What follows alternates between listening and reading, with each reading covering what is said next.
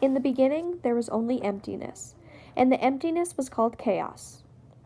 From chaos emerged the first three immortal beings: Gaia, who was Mother Earth; Tartarus, who was the ruler of the deepest, darkest region in the underworld; and Eros, Love, who was great beauty, inspired the creation of many of the deathless gods. Then Gaia, without any partner, gave birth to Uranus, who was Father Sky.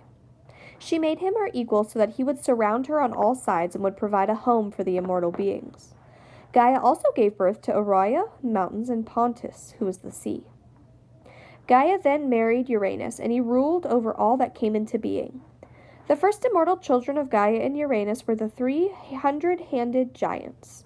Each giant had 50 heads and 50 arms extending from each other. Their next immortal children were the 3 Cyclops. Each Cyclops had only one eye set in the middle of his forehead. They were expert craftsmen, and they later built the palaces for the gods on Mount Olympus. Uranus feared the terrible strength of these 6 children, and he hated them because they terrified him. So as each child was born, Uranus took him from his mother, bound him, and hurled him into Gaia's being, the earth. Each child fell for 9 days and 9 nights, finally landing in the region named after its ruler, Tartarus, on the 10th day. There Uranus kept the 100-handed giants and the Cyclops, far from the surface of the earth and the light of the sun.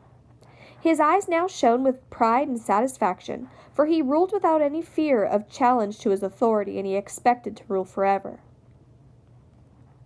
Gaia was outraged by her husband's actions. She longed for her children, and she hated Uranus for what he had done to them. However, she buried her feelings deep in her heart and quietly waited for the time she could take revenge. The next immortal children to Gaia and Uranus were the 13 Titans. They and their children became the oldest generation of Greek gods. Helios was the god of the sun and drove it across the sky in his chariot. Selene was the goddess of the moon. Oceanus was the god of the river that surrounded the earth. Like her mother Gaia, Themis was the goddess of prophecy at Delphi. Cronos married his sister Rhea, who was the goddess of the earth like her mother, and in time they became the parents of the Greek gods. Later, Atlas, by far the strongest of the Titans, held up the sky so that it would not fall upon the earth. Soon thereafter, Prometheus, the most intelligent and clever Titan, created mortal man out of clay and water. His brother Epiphanius married Pandora, the first mortal woman. Gaia decided to use her Titan children as her means of revenge against Uranus.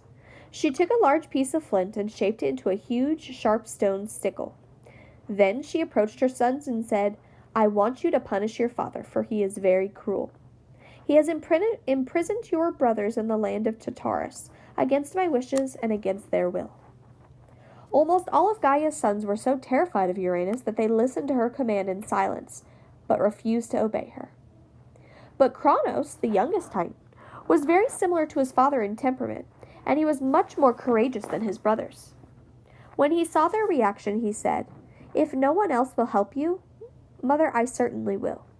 If our father has been cruel to you and our brothers, we should take revenge."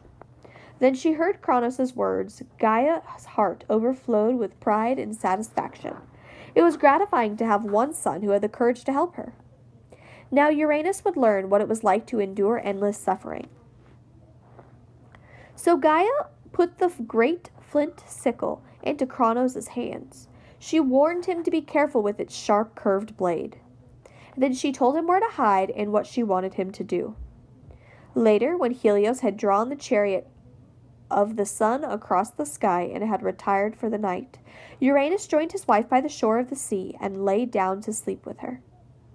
Selene shed the light of the moon upon the sleeping figure of Uranus, as Cronos, from his place of hiding, raised the huge stone sickle and mutilated his father.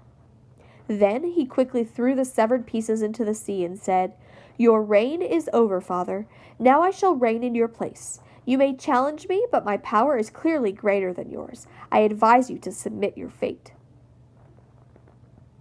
Uranus, being immortal, could not die. However, he screamed in agony, for his immortality did not prevent him from feeling excruciating pain. Part of his anguish came from the realization that his power had suddenly ended. From Uranus's blood, which flowed into the earth, Gaia brought forth the 3 black-clothed Furies.